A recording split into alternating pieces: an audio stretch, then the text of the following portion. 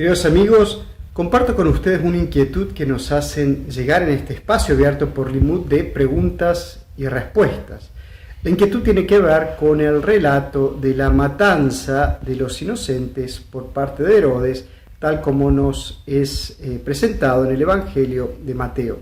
La pregunta dice lo siguiente: ¿es suficiente el silencio de Flavio Josefo, el historiador judío, para descartar automáticamente la historicidad de la narración?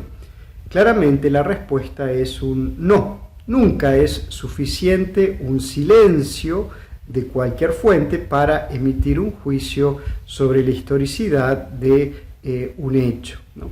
Pero en el caso de la narración de la matanza de los inocentes, este silencio de Flavio Josefo, llamativo ciertamente, no es el único elemento que lleva a la mayoría de los estudiosos a concluir que aquí nos encontramos con una creación, con una ficción teológica.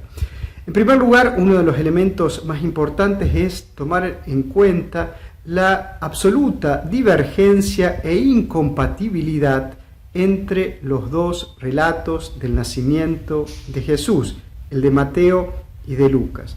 Cuando los analizamos, como digo, bajo el microscopio exegético, podemos concluir por muchísimas razones que se tratan de dos relatos incompatibles entre sí, ya desde la cronología, desde la geografía, etc. No es posible armonizar estos dos relatos. Este dato que es fundamental ya nos previene contra la tendencia tan habitual, la tendencia tradicional, a interpretar al pie de la letra todo lo que se narra, o mejor dicho, a interpretar como histórico todo lo que se narra en los evangelios.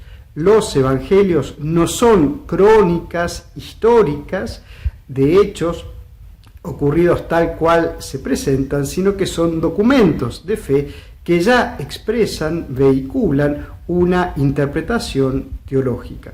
En el caso de Mateo, por otra parte, la figura de Herodes descansa ciertamente en ese prontuario terrible de asesinatos, de intrigas, de persecuciones que conocemos por otras fuentes de esta figura, pero al mismo tiempo lo presenta de una manera, yo diría, prácticamente ingenua, porque con lo que conocemos acerca de la habilidad, de la astucia, de la lucidez de Herodes, sería totalmente inverosímil que se haya quedado tranquilamente sentadito en su trono en el templo esperando la respuesta de unos magos que se fueron a visitar a un niño nacido hace unos meses en una localidad a pocos kilómetros de Jerusalén. Es decir, no se condice con lo que sabemos de la gran capacidad, de la lucidez de Herodes. Y en este caso, ciertamente, se trata de una necesidad narrativa del autor del Evangelio para que de esta manera se pueda desencadenar esa matanza que a Jesús lo asocia, lo acerca con la historia de Moisés, es decir, aquella figura fundamental del pueblo judío que justamente forma parte de los destinatarios del Evangelio de Mateo. Es decir, Mateo escribe fundamentalmente, así lo considera la mayoría de los estudiosos, a una comunidad fundamentalmente judeo-cristiana.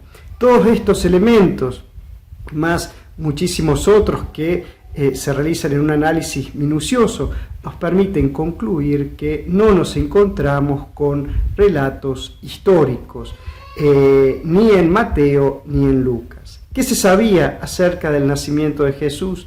Muy poco. Y justamente esa ausencia de datos es la que permitió en el proceso complejo de las tradiciones y de recuerdos de Jesús crear dos narraciones tan diversas entre sí.